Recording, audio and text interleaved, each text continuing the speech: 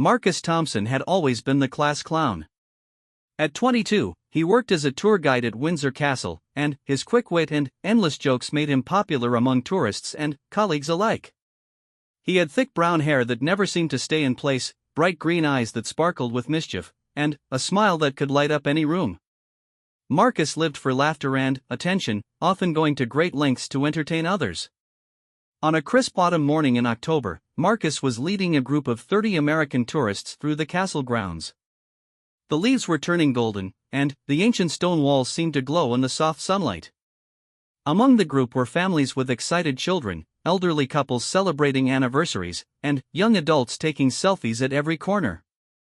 "And here we have the famous Queen's Guard," Marcus announced as they approached the sentry post where a tall, imposing figure stood at attention. The guard wore the traditional red tunic and black bearskin hat, standing perfectly still like a statue carved from stone. Guard James Wellington had been protecting the royal family for 8 years. At 35, he was considered one of the most dedicated and disciplined guards in the regiment. His dark eyes remained fixed straight ahead, his posture flawless despite having stood there for over 2 hours without moving. James took his duties seriously, understanding that he represented not just himself but the entire monarchy. "Now watch this, folks," Marcus whispered loudly to his tour group, a mischievous grin spreading across his face. "These guards are trained never to react to anything. They're like living statues. Let me show you just how still they can be." The tourists gathered closer, phones and cameras ready to capture whatever Marcus was planning. Children giggled behind their parents, while adults exchanged amused glances. Marcus had done this routine countless times before with different guards, and it always got laughs from the tourists. Marcus began his performance by walking directly in front of James, waving his arms dramatically. "Hello there, soldier boy. Can you see me?" he called out in an exaggerated voice. The tourists chuckled, and Marcus felt encouraged to continue. He started making silly faces, crossing his eyes and sticking out his tongue. "Maybe he needs glasses," Marcus declared, pulling out an imaginary pair of spectacles and pretending to clean them. The crowd laughed louder, and several people began recording videos on their phones. Next, Marcus began doing an impromptu dance, complete with jazz hands and exaggerated hip movements. "Come on, guardsmen. Don't you want to boogie with me?" he sang off-key, spinning around in circles. The children in the group were delighted, clapping their hands and giggling uncontrollably. James remained motionless, his eyes never wavering from their fixed position. His jaw stayed set, his breathing steady and controlled. Inside, however, he was fighting every instinct to respond. Not because he was angry, but because he recognized something in Marcus that others might miss. The young man's jokes seemed forced, his laughter a bit too loud, his need for attention almost desperate. Marcus escalated his performance, pretending to be a mirror image of the guard. He stood at attention next to James, mimicking his posture while adding comical elements. "Look everyone, I'm the new royal guard," he announced, saluting with the wrong hand and deliberately slouching. "I protect the crown from boring conversations and serious faces." The tourists were eating it up, laughing and applauding Marcus's antics. Some began requesting specific poses or asking him to tell jokes about royal protocol. Marcus was in his element, feeding off their energy and approval. "Maybe he's actually a robot," Marcus suggested, pretending to look for an on-off switch around James's uniform. "Where's the battery pack? Does he need to be plugged in at night?" He mimed searching for electrical outlets, crawling around the guard's feet while making mechanical beeping sounds. A few other tour guides had noticed the commotion and gathered with their own groups to watch Marcus's show. Word spread quickly among the castle staff that Marcus was putting on one of his famous guard-baiting performances. Some staff members shook their heads disapprovingly, while others couldn't help but smile at his creativity. Marcus pulled out his smartphone and began taking selfies with the motionless James in the background. "This is going straight to social media, folks. #StatueMan, #RoyalRobot, #fun at the castle." He encouraged the tourists to take their own photos, positioning them in funny poses next to the guard. As the performance continued, Marcus began telling elaborate stories about what he imagined the guard was thinking. Right now, he's probably wondering what he's going to have for lunch. Maybe fish and chips? Or perhaps some royal caviar? He put on different voices, pretending to have conversations between the guard and imaginary royal family members. The crowd grew larger as more tourists were drawn to the spectacle. Marcus was now performing for nearly 50 people, all laughing and enjoying his impromptu comedy show. He felt like a celebrity, basking in the attention and admiration of strangers from around the world. "I bet he hasn't blinked in hours," Marcus declared, getting closer to James's face and waving his hands inches from the guard's eyes. "Maybe if I do this." He began making increasingly ridiculous gestures, trying to provoke any kind of reaction. What Marcus didn't know was that James had grown up in a working-class family in Birmingham. His father had been unemployed for years, struggling with depression and alcoholism. James had learned early in life that sometimes the kindest thing you could do for someone seeking attention was to give it to them in a way that didn't encourage destructive behavior. He had also noticed details about Marcus that others missed. The way the young man's smile faltered for just a moment between jokes. How his laughter seemed to mask something deeper. The slight tremor in his hands when he thought no one was looking. James recognized signs he had seen in his own father and younger brother, someone using humor to cope with inner pain. As Marcus continued his routine, pretending to hypnotize the guard with a pocket watch he borrowed from a tourist, James made a decision that would change both their lives forever. It was a decision born not from annoyance or anger, but from compassion and understanding. The morning sun climbed higher, casting longer shadows across the castle courtyard. Marcus's energy was beginning to flag slightly, but he pushed forward, determined to maintain the crowd's interest. He had built his entire identity around being the funny guy, the one who could make anyone laugh, the one who could turn any ordinary moment into entertainment. "Ladies and gentlemen," Marcus announced with theatrical flair, "I think our stone soldier here needs some music to help him loosen up." He began beatboxing, creating a rhythmic backdrop for his increasingly elaborate dance moves around the motionless guard. The tourists were thoroughly entertained, many having extended their stay at this part of the tour far longer than originally planned. Children were laughing so hard they had tears in their eyes, and even the most reserved adults were smiling broadly. Marcus felt like he was on top of the world.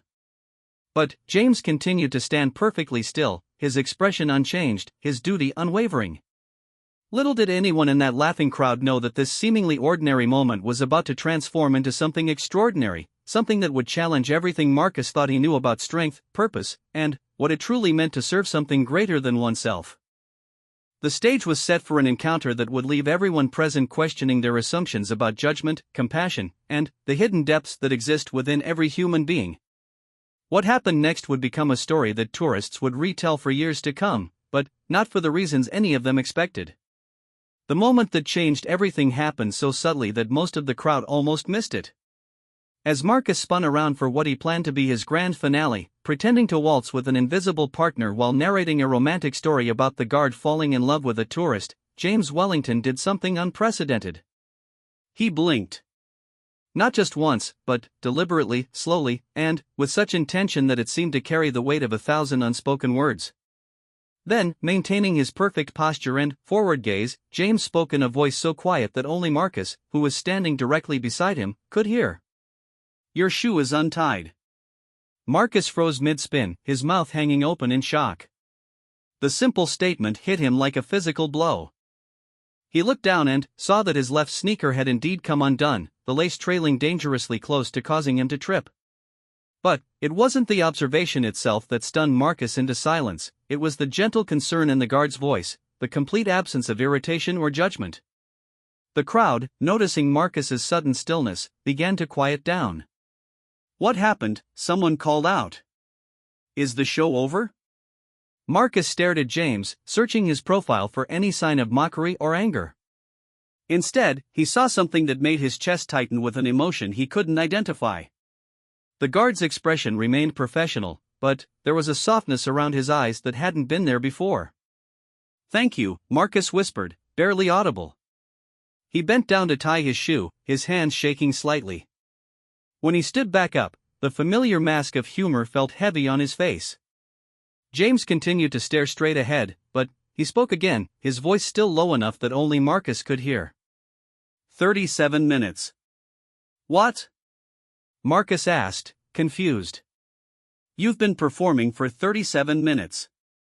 Your voice is getting hoarse, and you've repeated 3 jokes. The crowd is starting to check their phones.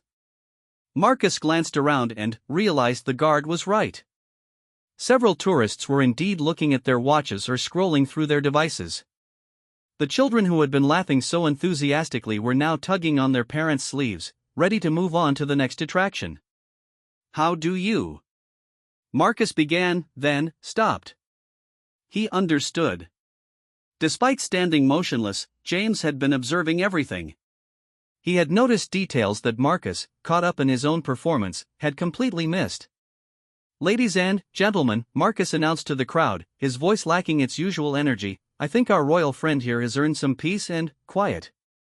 Let's continue our tour.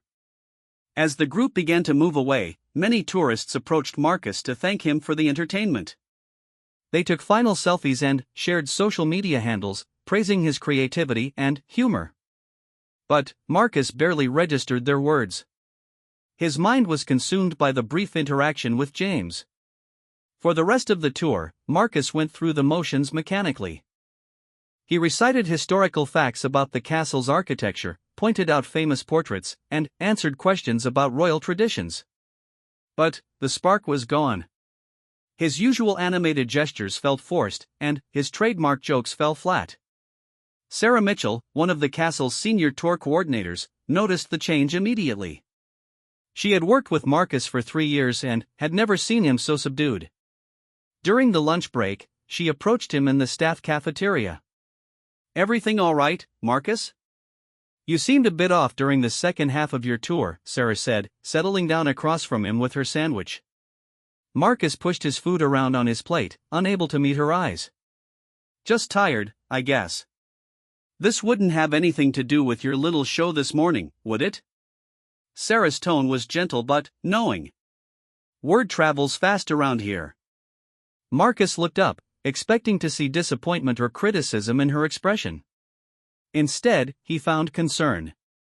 I've been thinking, he said slowly, maybe it's time I stopped doing those routines with the guards. Sarah raised an eyebrow. That's quite a change of heart. What brought this on? Marcus struggled to put his feelings into words. How could he explain that a guard's simple observation about his untied shoe had made him question everything about himself? How could he describe the strange mix of shame and gratitude that had been churning in his stomach all morning? I just realized that maybe I'd been treating them like props instead of people, he said finally. They have feelings too, right? Even if they can't show them. Sarah studied his face carefully. You know, Marcus, I've been doing this job for 15 years. I've seen a lot of tour guides come and go. The ones who last, who really make a difference, are the ones who learn to see beyond the obvious. After lunch, Marcus found himself walking back toward the guard post where James was stationed. The afternoon shift had taken over, and a different guard now stood in the familiar red uniform. Marcus felt a strange disappointment that surprised him. He spent the remainder of his shift thinking about the morning's events. During his evening tour, he deliberately avoided the guard stations, taking his group along alternative routes through the castle. The tourists didn't complain, they were just as fascinated by the medieval kitchens and the royal armory, but Marcus felt like something was missing. That evening, Marcus sat in his small apartment above a fish and chips shop, staring at his reflection in his laptop screen. His social media feeds were full of videos and photos from the morning's performance. Tourists had tagged him, sharing clips of his antics with comments like funniest tour guide ever, and this guy should be on TV. But, instead of feeling proud, Marcus felt hollow. He kept thinking about James's voice, the unexpected kindness in those few words. He realized he had never considered what it must be like to stand motionless for hours, to be a target for every comedian and prankster who visited the castle, to maintain dignity while being treated as entertainment. Marcus began researching the Queen's Guard online. He learned about their rigorous training, their military service, their dedication to protecting the royal family. He read about the physical and mental strength required to maintain their posts regardless of weather, crowds, or provocation. The more he read, the more his respect grew, and the more ashamed he felt of his past behavior. He discovered that many guards had served in combat zones, that they had families and dreams and struggles just like everyone else. They weren't statues or robots, they were human beings who had chosen a path of service and sacrifice that Marcus couldn't begin to comprehend. As the night wore on, Marcus made a decision that would have seemed impossible just 12 hours earlier. He was going to find James and apologize properly. But, more than that, he wanted to understand. He wanted to learn about the man behind the uniform, the person who had shown him kindness when he deserved criticism. The next morning, Marcus arrived at work early. He inquired with the guard coordinator about shifts and learned that James would be on duty again at the main gate. Marcus spent the morning researching everything he could about proper protocol for interacting with the Queen's Guard during their duties. When his lunch break came, Marcus walked purposefully toward James's post. The guard stood in his familiar position, as still and dignified as ever. But, this time, Marcus approached with respect instead of mischief. He stood at an appropriate distance and waited. After several minutes, he spoke quietly, just loud enough for James to hear. "I wanted to thank you again. For yesterday. And to apologize." James gave no visible response, but Marcus continued anyway. "I spent all night thinking about what you said. Not just about my shoe, but the way you said it. I realized I'd been an idiot. Not just yesterday, but for years. I've been treating you and your colleagues like you're not real people with real lives and real feelings." Marcus paused, feeling the weight of his words. "I don't expect you to respond. I know you're on duty. But I wanted you to know that you changed something in me yesterday. I'm not sure what yet, but something important." The minutes ticked by in silence. Marcus was about to leave when James spoke, his voice barely above a whisper. "Shift ends at 4. Marcus felt his heart skip a beat. "What?" "My shift ends at 4. There's a cafe called Maggie's on Crown Street. If you're serious about understanding, I'll be there at 1:15. Marcus could hardly believe what he was hearing. You want to talk?" But James had returned to his professional silence, and Marcus knew better than to push for more. He walked away with a mixture of nervousness and excitement, knowing that his life was about to change in ways he couldn't yet imagine.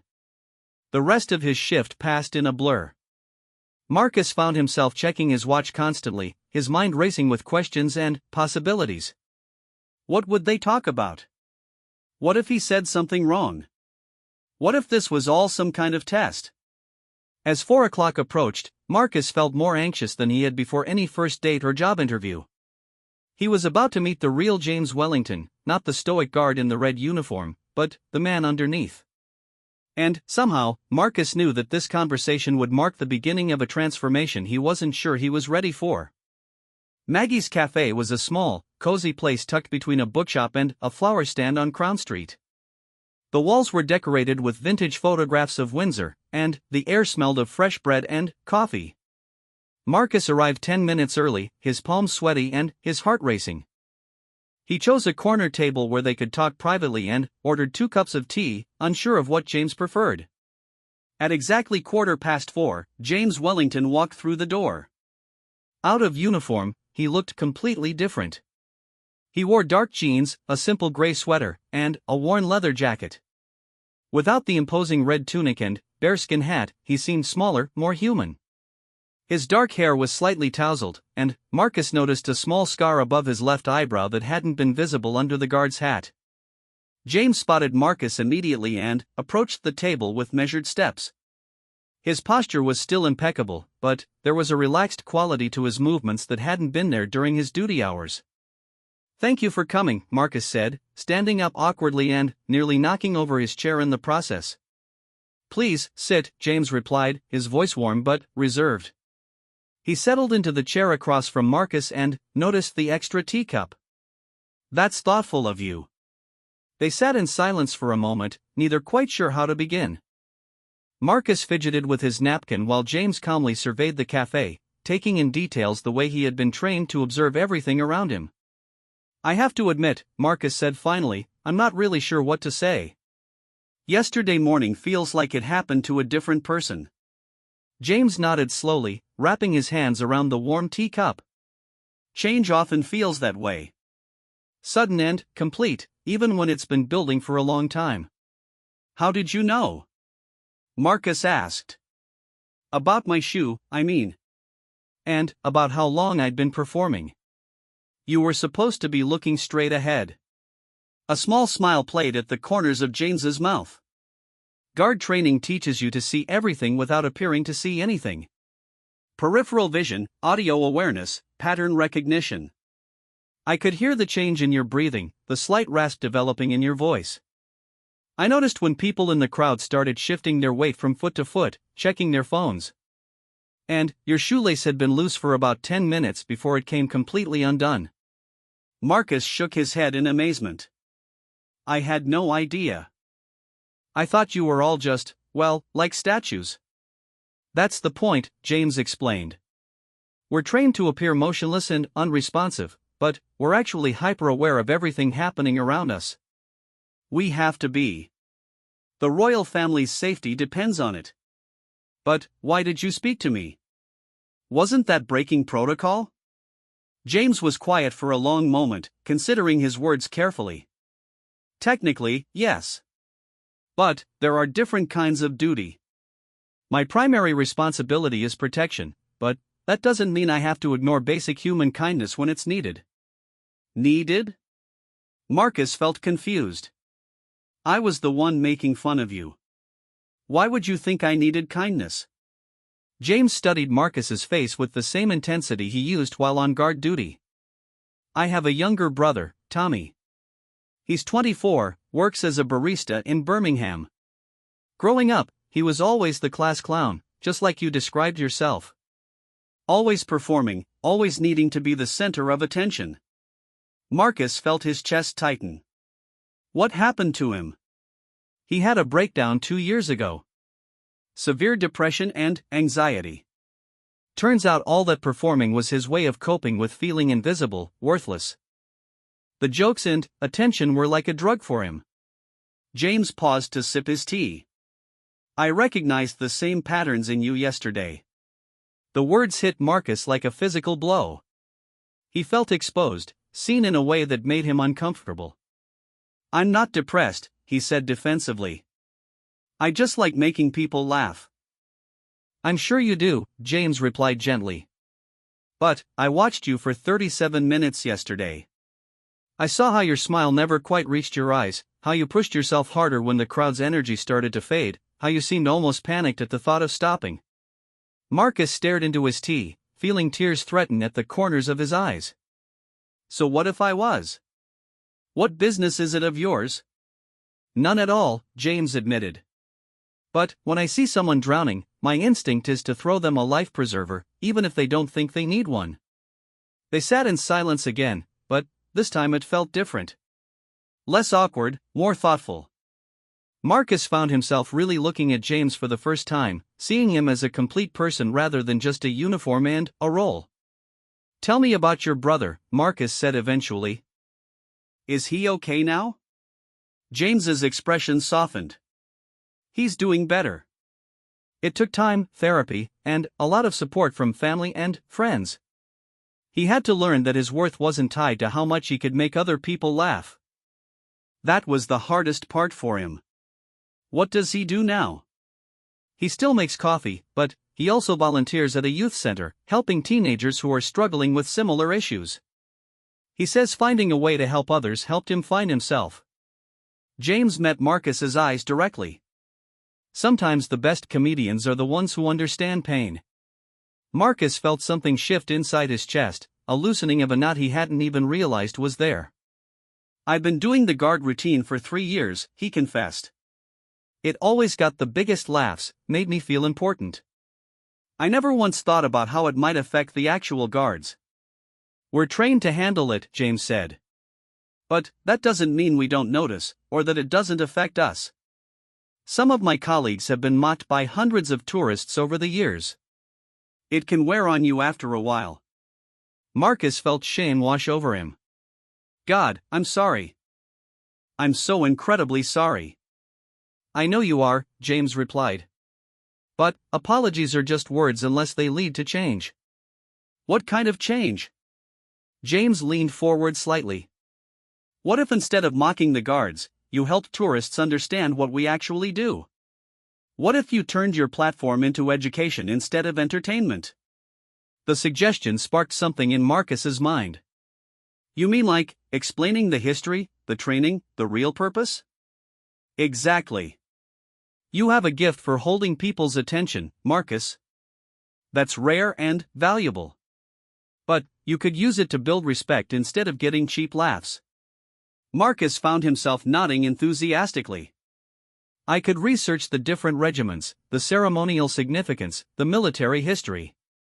Make it interesting and informative instead of just silly. Now you're thinking, James said, and, for the first time, he smiled fully. It transformed his entire face, making him look younger and more approachable. They spent the next hour talking about everything from military history to comedy theory to Marcus's childhood. Marcus learned that James had served 2 tours in Afghanistan before joining the Queen's Guard, that he played classical guitar in his spare time, and that he was studying for a degree in history through correspondence courses. In return, Marcus found himself opening up about things he had never shared with anyone. His father had left when he was 8, and his mother had struggled with alcoholism throughout his teenage years. Making people laugh had been his way of creating moments of joy in a household often filled with sadness and uncertainty. I think I became addicted to being needed, Marcus admitted as the cafe began to fill with the early dinner crowd. If I could make someone laugh, even for a few minutes, I felt like I mattered. You do matter, James said simply. But not because of what you can do for other people. You matter because you're human, because you have value just by existing. That's a hard lesson to learn when you've spent years believing otherwise. As they prepared to leave, Marcus felt a reluctance to end the conversation. Can I ask you something personal? Of course. Why did you choose to be a guard? After everything you've seen, everything you've experienced, why choose a job where you stand perfectly still and let people mock you? James considered the question seriously. Because service gives my life meaning. Not the kind of service that seeks applause or recognition, but the quiet kind that protects something bigger than yourself. When I stand at that post, I'm not just guarding a building or even a person. I'm protecting an institution that represents stability, tradition, and continuity for millions of people. Marcus felt a strange envy for James's sense of purpose. I've never felt that way about anything. Maybe you will now, James said, standing up and putting on his jacket. Sometimes understanding our purpose takes time. And sometimes it comes from the most unexpected places. As they walked out of the cafe together, Marcus felt like he was seeing the world through different eyes. The tourists on the street weren't just potential audiences for his performances, they were people with their own stories, their own needs, their own desires to understand and connect. James, Marcus said as they reached the corner where they would part ways. Would you be willing to help me? With researching the guard history, I mean. I want to get it right. James extended his hand for a firm handshake. I'd be honored to help. But, Marcus? Yes? Make sure you're doing this for the right reasons. Not to impress people or get attention, but because you genuinely want to educate and inspire respect. Marcus gripped James's hand tightly. I understand. And, thank you. For seeing me, for caring enough to say something, for giving me a chance to be better. We all deserve that chance, James replied. The question is what we do with it. As Marcus walked home that evening, he felt lighter than he had in years. But he also felt the weight of responsibility, to change, to grow, to use his gifts in service of something meaningful. The transformation had begun, but the real work was just starting. 6 months later, Windsor Castle had transformed in ways that nobody could have anticipated. The change began small, almost unnoticeably, but, like ripples in a pond, it spread outward until it touched everyone who worked there and every tourist who visited. Marcus Thompson stood in front of a group of 40 tourists from Japan, but this time his demeanor was completely different. Instead of his usual casual jeans and sneakers, he wore a crisp navy blazer and dress shoes. His hair was neatly styled, and he carried himself with a confidence that came from knowledge rather than desperation for attention. "Ladies and gentlemen," Marcus began, his voice clear and respectful, "we're about to witness one of the most disciplined and honored traditions in British military history. The changing of the guard ceremony represents over 350 years of unwavering dedication to protecting our monarchy." The tourists listened intently, phones ready but attention focused on Marcus's words rather than waiting for him to make a fool of himself. Children who might have been restless during a traditional history lesson found themselves captivated by Marcus's storytelling ability. Each guard you see has undergone months of rigorous training. They've learned to stand perfectly still for hours, regardless of weather conditions, crowds, or any distractions. But, more importantly, they've committed themselves to something greater than personal comfort or individual recognition. Marcus guided the group toward the guard post where James Wellington stood at attention. But, instead of encouraging mockery or silly photos, Marcus positioned the tourists at a respectful distance and began sharing the real story of the Queen's Guard. "The gentleman before us, like all Queen's Guards, has taken an oath to protect the royal family with his life. Many of these men and women have served in combat zones around the world before earning the honor of this position. They represent the finest traditions of British military service." A young boy in the group raised his hand. "Mr. Marcus, why don't they ever move or talk?" Marcus smiled warmly. "Excellent question, Yuki. Their stillness and silence aren't signs that they're not paying attention. Actually, it's quite the opposite. They're trained to be hyper-aware of everything happening around them. They can see and hear things that we might miss entirely. Their discipline allows them to focus completely on their duty to protect." An elderly woman from the group spoke up. "In my day, people used to try to make the guards laugh or move. Don't tourists do that anymore?" Marcus's expression became serious but not judgmental. "Some still try, Mrs. Tanaka. But we've learned that respecting these dedicated soldiers is much more meaningful than treating them as entertainment. When we show respect, we honor not just the individual guard, but the centuries of tradition and sacrifice they represent." The transformation hadn't been easy. In the weeks following his conversation with James, Marcus had spent countless hours researching military history, studying ceremonial traditions, and completely redesigning his tour approach. He had worked with James during off-duty hours, learning details about training protocols, historical significance, and the personal stories behind the uniform. The castle's management had been skeptical at first. Marcus's comedy routines, while controversial among staff, had consistently received excellent reviews from tourists. There were concerns that his new educational approach might be too serious, too boring for the average visitor. But the opposite proved true. Tourist satisfaction scores for Marcus's tours had actually increased dramatically. Visitors left with a deeper understanding and appreciation for British history and culture. Many wrote reviews commenting on how much more meaningful their experience had been compared to other castle tours they had taken. The change had rippled outward in unexpected ways. Other tour guides had begun incorporating more respectful, educational elements into their presentations. The castle's gift shop reported increased sales of books about military history and royal traditions. Several guards had mentioned to their supervisors that they felt more respected and valued by tourists than they had in years. James had been promoted to senior guard and had been asked to develop a training program for new recruits about dealing with public interaction. The program emphasized maintaining professional composure while recognizing the humanity in both guards and visitors. Most importantly for Marcus, the personal transformation had been profound. The desperate need for constant validation had slowly faded, replaced by a genuine sense of purpose. He found fulfillment in educating people, in helping them see beauty and meaning in traditions they might otherwise overlook. "Mr. Marcus," called a teenager from the back of the group, "how do you know so much about the guards? Did you used to be one?" Marcus exchanged a brief glance with James, who remained perfectly professional but whose eyes held the warmth of friendship. "No, I was never a guard myself. But I've been fortunate enough to learn from someone who embodies everything these traditions represent." Sometimes the best teachers come into our lives when we least expect them. After the formal tour ended, several tourists approached Marcus with additional questions.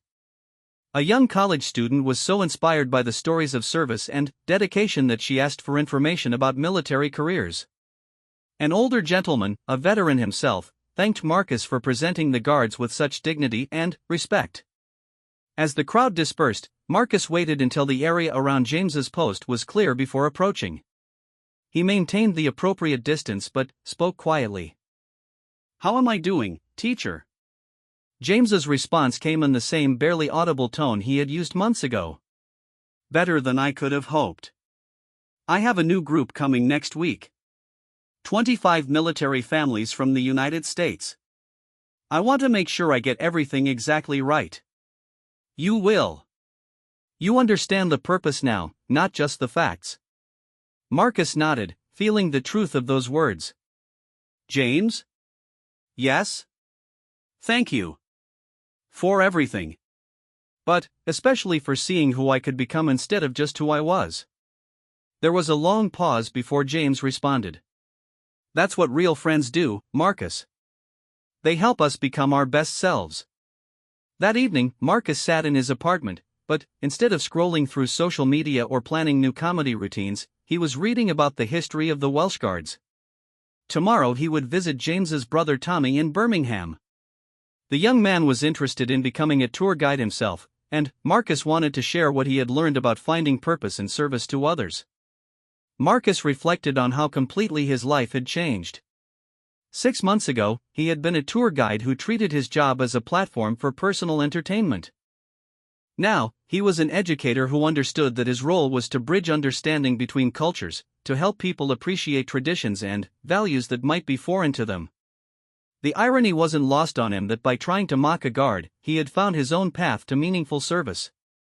James had shown him that true strength came not from demanding attention, but from quietly dedicating yourself to something larger than your own immediate needs. His phone buzzed with a text message from Sarah Mitchell, the senior tour coordinator. "Marcus, I've been reviewing the feedback from your tours. The numbers are incredible. We're getting requests specifically for your educational presentations. Management wants to discuss expanding your role, possibly training other guides in your methods. Can we meet tomorrow?" Marcus smiled as he typed back his response, "I'd be honored to help. But I should mention that I had an excellent teacher. Any training program should include input from the guards themselves." As he prepared for bed, Marcus looked out his window toward Windsor Castle, its ancient walls illuminated against the dark sky. Somewhere in those walls, James and his fellow guards were maintaining their vigilant watch, protecting not just the royal family but the very ideals of duty, honor, and service that Marcus now understood were worth preserving. The young man who had once mocked a royal guard for entertainment had learned that the greatest comedy was often found in taking serious things seriously, that the deepest satisfaction came from lifting others up rather than tearing them down, and that sometimes the most profound changes in our lives begin with the simplest acts of unexpected kindness. Marcus had learned to serve something greater than himself, and, in doing so, had discovered who he truly was meant to be.